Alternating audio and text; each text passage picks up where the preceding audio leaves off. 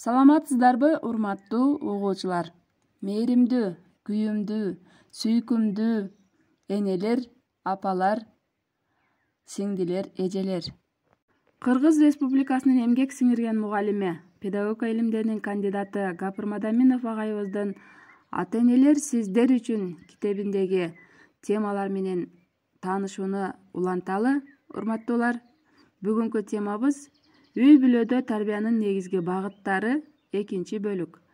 Эмгек тарбиясы жана эстетикалык тарбия.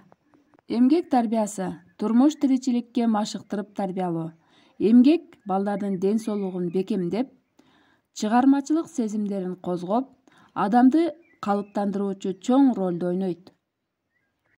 Мектепке чейинки жаштан баштап балдарды үй бүлө тиричилигинде эң жөнөкөй жумуштарды зордобой, кыйнабай аткарууга үйрөтүүнүн мааниси абдан зор.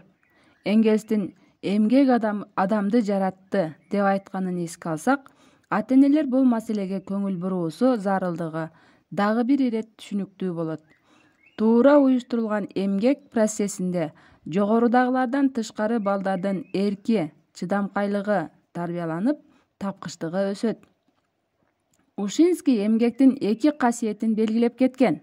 Эмгектин натыйжасы байлык, эмгектин адамды өстүрүүчү кудурети. Бизде айыл жеринде албетте балдар талаа жумуштарына аралашып өсөт. Ата-энеси үчүн чоң жардамчы күч. Бирок ошондой болсо да, үй бүлөдө өзүн өзү тейлөө, бөлмө, короону, бакты жыйнаштыруу, иретке келтирүү, жууп тазалоо жана башка жумуштарды системалуу жасап үйрөнүү, ошол жасаган ишинен рахат алууга тарбиялоо бардык эле ата-эне маани бере бербейт. Бизде балдардын үй бүлөдөгү эмгегинде 2 начар касиет бар.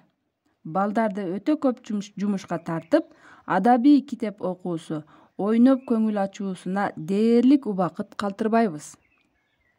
Бул баланы жүдөтүп, басынтып, бир тараптуу өсүп калуусуна чоң себеп болот. Ал эми экинчиси балдарга түк жумуш аткартпай, балдарды бош коюп, эркелетип, ак кол кылып өстүрүү.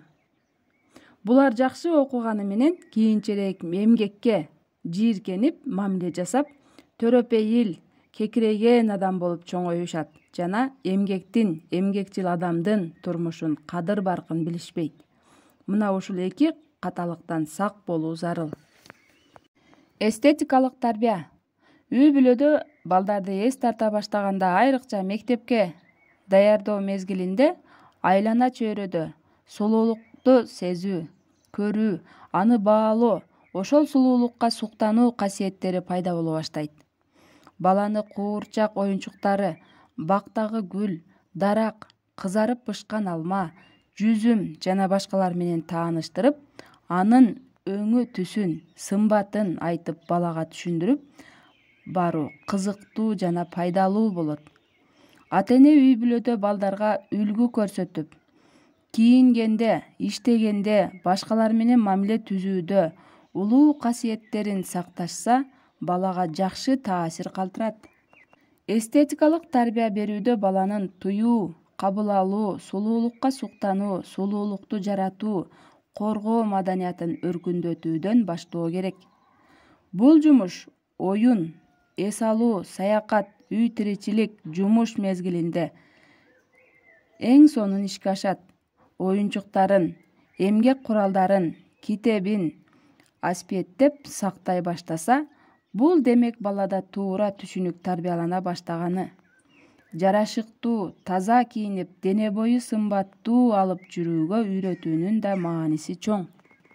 Мектепте айрым окуучулардын кийимдери ыплас, китеби жыртык, бут кийими тазаланбаган жана башка абалда көрүп, бул окуучу үй бүлөдө да тазалык, сулуулукка жеткиликтүү тарбияланбагандыгына капаланып кетесин.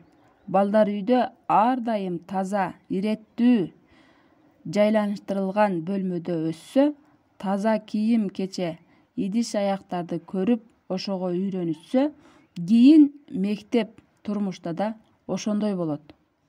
Эстетикалык тарбия туура багытталса, балдардын жан дүйнөсүн байытып, дилгирлентип, өсүп өнүгүүгө шыктандырат. Бул багытта ыр, музыка угуу, музыкалык аспаптарда ойноо, үйрөнүү, кооз бийлөө, сүрөт тартуу жана башкаларда чоң роль ойнойт. Үй бүлөдө башталган адеп ахлак тарбиясы кийин мектепте толукталып, тереңдетилип, улантылат. Албетте тарбиянын мындан башка да багыттары көп. Бирок мен үй бүлөдө ата-энелерге эң зарыл болгондорун кыскача айтып өттүм. Тарбиянын калган багыттары да мына ушулардан өсүп чыгат. Анын үстүнө мектепке окуган окуучуларга тарбиянын башка багыттары мугалимдер тарабынан жүргүзүлөт. Ал өзүнчө чоң козгоого арзырлык маселе. Көңүл бурганыңыздарга чоң рахмат. Кайрадан көрүшкөнчө аман болуңуздар.